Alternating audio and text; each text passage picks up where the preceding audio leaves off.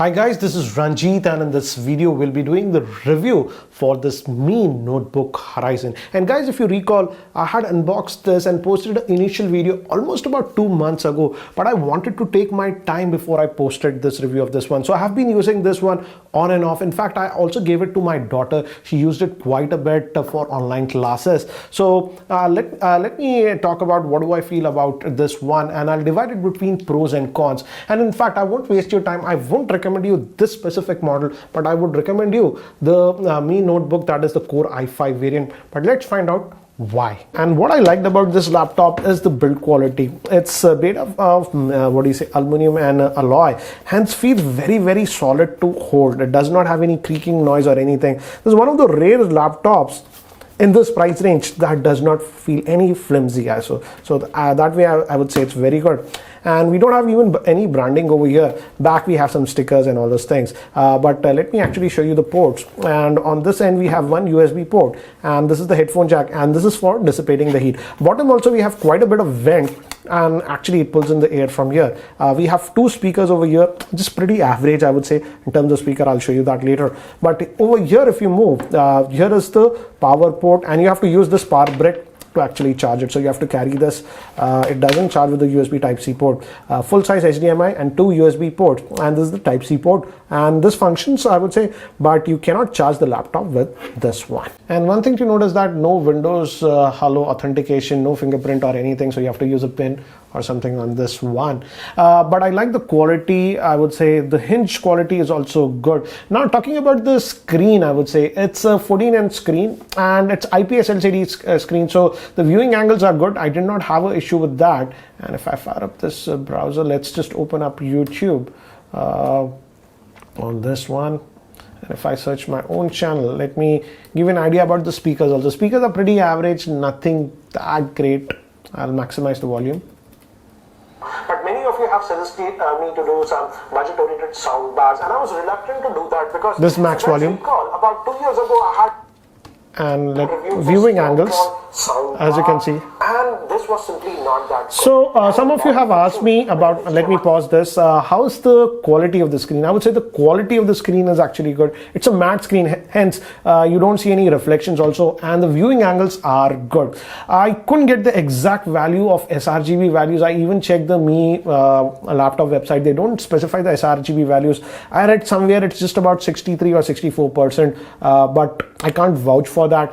To give you an idea, I would say this laptop, the colors are pretty well on this one, but again it might not be 100% accurate. But again, at this price point compared to other Windows laptops, I would say the screen quality is good, and it can go actually pretty bright. If you really want, you can ramp up the brightness and it goes pretty bright, so that's not an issue on this one. The thing is that we don't have any webcam integrated, so they have supplied this external webcam, and I would say it's decent. Here is a sample that I recorded with the same.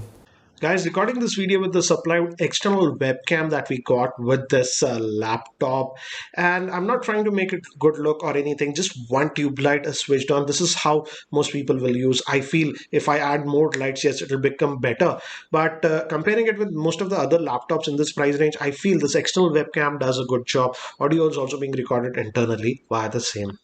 And just to give you an idea, now I added one more external light, and this is how it looks. And actually, to be frank, the quality looks very good for a webcam, but I wish it was integrated, because you have to put this, and if you forget about it, then you are sort of stuck. Now coming to the performance, Core i7 is based on 14 nanometer process, not on the 10 nanometer. For example, the Core i5 10 generations are based on 10 nanometer process. This is a proper quad core with 8 threads that you are getting. And again, if I go to the cache, it's about 8 megabytes of cache. Memory is just 8 gigabytes. Fortunately, it's still a dual channel, but the thing is that on this laptop, you simply cannot upgrade the memory. The memory is actually soldered to the motherboard. Moving to graphics, as this is the higher end variant, this comes with the NVIDIA MX350 GPU, which also has 2 gigabytes of RAM built in. So yes, I would say it does help a little bit in video editing and other tasks, and you can even do a little bit of gaming on this. I played Overwatch on this one a little bit, and you can also play some casual games. But again, if you're sort of a hardcore gamer, I would say don't get this laptop. This laptop is not designed for very heavy gaming, because with about 25 minutes of gaming also, it does get quite a bit warm. The keyboard, this area gets a little bit hot. But again, sometimes, occasionally, let's say you play a game at medium graphics, and yes, you can, but this is not a gaming laptop. Now moving to some of the benchmarks that I did on this one, I ran Cinebench R15, and as you can see, in OpenGL we got a score of 100 and the CPU score is 616, which is again average score that you can expect with a Core i7 based laptop. Yes, the AMD Ryzen 4000 series will go ahead, but this is what the performance that you will get with most of the Core i7 Ultrabooks that are there in this range. So again, that's what we got. SSD speeds are very good on this higher end variant. As you can see, blazingly fast. We got almost 3.4 gigabytes and writes about 1.9 gigabytes, which is very, very fast. Most of the Windows laptops in this range, even some expensive laptops, range around the 1500 to 1600 mark here. So the SSD is very, very fast on this one. And I also ran, this was the, what do you say, Geekbench score, and to give you an idea, single score, we got a benchmark score of 1223 and 3656. And to summarize, I would say in general operations, I would say day-to-day operations like browsing the web or doing your regular task and all those things, actually it is really good. You don't have a problem. I did not notice any lag on this laptop. But again, I feel that 8 gigabytes of RAM is the limiting factor that I noticed. So guys, what do I feel about this laptop? Let's actually divide it between the pros and cons. I've made a list that I've made over about 2 months. So let's go over this.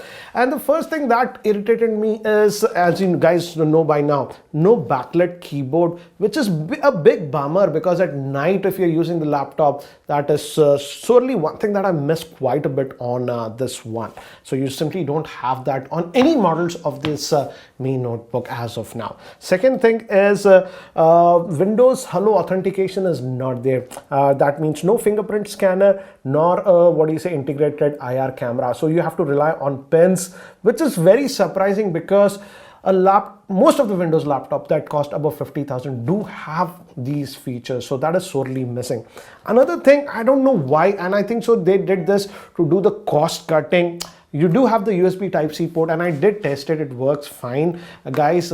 But this, you simply cannot charge the laptop with the USB Type-C port, and also no Thunderbolt 3 support. So that is a big con in my frank opinion, because you have to lug that big power brick with this one every time whenever you're moving out. So that, I feel, limits the portability of this laptop. This is a very big missed opportunity in my frank opinion.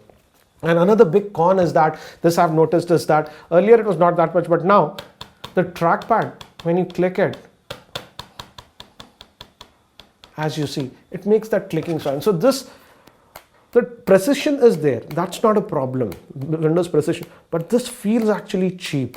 And now this noise has increased considerably in the past 2 months. So this is one thing I feel that is flimsy on this excellent build quality of this laptop. But overall, I would say it's a good laptop. Now, talking about the things that I liked is the build quality is solid on this laptop. It has no creaking noise or anything even when I press it. So this feels like a very premium build quality laptop. Generally, the thing is that with Windows laptops in this price range, the build quality is a compromise. Even though if they say aluminum and stuff, it's actually pretty thin. But here, the build quality is one thing that stands out on this laptop.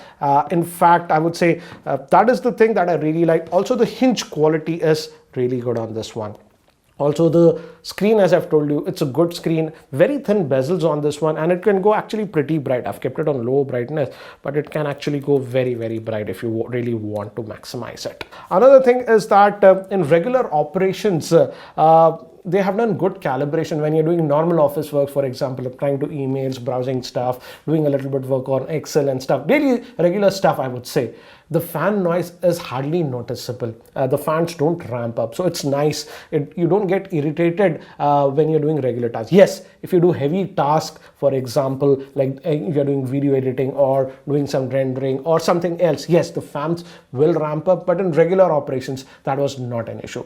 One thing, again, this should have come in the cons, is that I've noticed when you plug in the power supply and it's charging and you're using the laptop, yes, then the keyboard area, this right side keyboard area does get a little bit warm. That is something that I have noticed. And also fans do blow out from this one. I think so this area is not that warm because the fan is on this side, but this area will get a little bit warm while you're using the laptop and charging it simultaneously. That is something I've noticed. And also when you're doing some video editing work or heavy tasks, yes, the laptop does get warm, but in regular operations I did not notice any major heating with the same.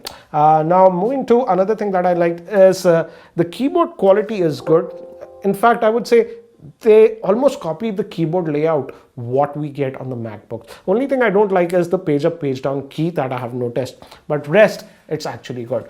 So to summarize, I would say, and lastly, this is a big thing on budget oriented laptops, we find a lot of bloatware junk that is installed. That is not the case on this one. No junkware. And again, as it's using the Intel 10th generation processors, the general performance is actually good, comparable to other Intel Core i processors that we have seen. And lastly, I completely forgot, the biggest thing that I hate about this laptop is the maximum RAM. And I've told you initially, I won't recommend this Core i7 model. The reason is that it's not because of the processing power. You have enough processing power on this, the Core i7, for doing heavy tasks also like video editing. But what I noticed is that when I was editing some heavy 4K videos, it was not the processor that was the lacking thing, it was the RAM, because the maximum RAM is 8 gigabytes and you simply cannot upgrade the RAM. The RAM is soldered on this one. So I feel because of the limitations of 8 gigabytes of RAM, if you are a very heavy user, do some very heavy tasks like heavy video editing and stuff, this might not be the ideal laptop for you. It's not because of the processing power, it's because of the limited RAM that we have. And also coming to gaming, yes, this Core i7 model has the MX350 graphic card, but I would seriously say this is not a gaming laptop. If you're specifically getting this for gaming, then don't get it. Yes, you could play some casual games like Overwatch or even Rocket League at about medium graphics settings. But again, if you're sort of a hardcore gamer, then I would not recommend this laptop. So to summarize, I would say instead of this Core i7 that is selling for almost 60,000, I would recommend you the Core i5 variants that are for about 43 to 47,000. Those I feel are a much better bet if you are sort of a user who's looking for a normal laptop for office work and stuff. Because I feel because of the limited RAM, 8 gigabytes of RAM in every model out there, I feel that is crippling this device. And some of the cons that I have mentioned, I hope they improve the build quality in terms of the trackpad. General build quality is good, but this is one of the sore points about the trackpad and some of the cons that I have mentioned. But still, overall, I would say if you're looking for Intel-based laptop and with the latest 10th generation processor, the Core i5 models that start at about 43 or 44, I don't recall, do offer quite a bit of value. You can even go with the MX250 graphic card that sells for slightly over at about 47, 48,000. And in that respect, I would say, comparing with, I've tested a lot of Windows laptops recently with various brands. I do feel this still provides quite a bit of value. I would say the build quality is among the best out there. And again, you don't have that bloatware. And it's been functioning mostly well apart from this trackpad issue that I have mentioned. And if I have to rate this one, overall, for the Core i5 variant that is selling for about 43, 44,000, I would rate that model as about 8.5 out of 10. Anyways, guys, that's it for now. Thanks for watching. This is Ranjit, and I hope to see you in my next video. Take care, guys.